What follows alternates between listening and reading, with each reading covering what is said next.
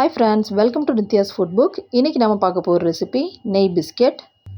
வீட்டில் இருக்கிற சிம்பிளான 3 இன்க்ரீடியன்ஸ் வச்சு நம்ம இது ஈஸியாக பண்ணிடலாம். இது பண்ணுறதுக்கு நான் இங்கே வந்து 2 கப் மைதா எடுத்து வச்சுருக்கேன். இந்த 2 கப் மைதாங்கிறது 300 கிராம் மைதா. இதை ஒரு வாட்டி இந்த மாதிரி ஜலிச்சு எடுத்து வச்சுக்கணும். 1 கப் சுகர் மெஷர் பண்ணி எடுத்துகிட்டு இதை இந்த மாதிரி நைஸ் பவுடராக அரைச்சி எடுத்துக்கணும். கொஞ்சம் கூட கொரகொரப்பாக இருக்கக்கூடாது. இந்த மாதிரி நல்லா மாவு மாதிரி அரைச்சி எடுத்துக்கணும். 1 கப் விட கொஞ்சம் கம்மியாக நெய் எடுத்துகிட்டு அதை நல்லா சூடு பண்ணி எடுத்து வச்சுக்கோங்க. அப்படி சூடு பண்ணி எடுத்த நெய்யை வந்து நல்லா ஆற வச்சு எடுத்து வச்சுக்கணும். இப்போ நம்ம வச்சுருக்கிற மைதாவில் ஒரு 3 சிட்டிகை பேக்கிங் சோடா சேர்த்துக்கலாம். சோடா உப்பு சேர்த்துட்டு இதை நல்லா மாவோடு சேர்த்து நல்லா கலந்து விட்டுறலாம்.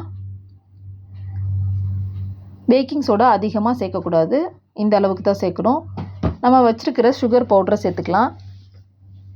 சேர்த்துட்டு இந்த மாவோடு சேர்த்து நல்லா மிக்ஸ் பண்ணி விட்டுக்கலாம். இப்போ நம்ம ஆற வச்சுருக்கிற இந்த நெய்யை வந்து கொஞ்சம் கொஞ்சமாக சேர்த்து மாவை வந்து பிசைஞ்சிக்கலாம். நம்ம வச்சுருக்கிற நெய்யை வந்து மொத்தமாக சேர்த்து நம்ம மாவை வந்து பிசையக்கூடாது. இந்த மாதிரி கொஞ்சம் கொஞ்சமாக சேர்த்து தான் பிசைஞ்சிக்கணும். இந்த பிஸ்கெட்டில் வந்து நெய்யோட ஃப்ளேவரே வந்து நல்லாயிருக்கும்.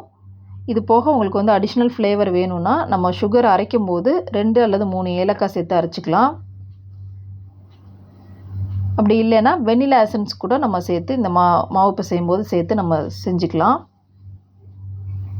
இப்போ கொஞ்சம் கொஞ்சமாக நெய் சேர்த்து இந்த மாதிரி பிசைஞ்சிக்கணும்.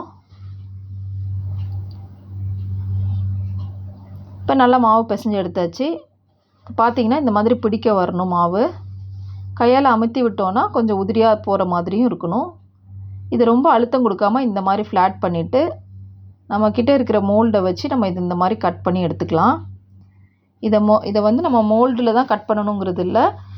நம்ம வந்து கையால் பால் மாதிரி திரட்டிட்டு இந்த மாதிரி ஃப்ளாட் பண்ணி கூட எடுத்துக்கலாம்.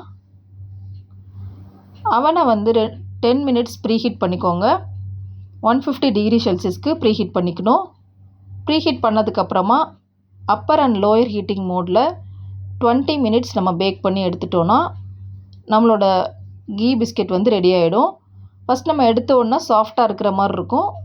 ஆறுனதுக்கப்புறமா பிஸ்கெட்டோட கன்சிஸ்டன்சிக்கு வந்துடும். அவ்வளோதான், நம்மளோட நெய் பிஸ்கெட் ரெடி ஆகிடுச்சு.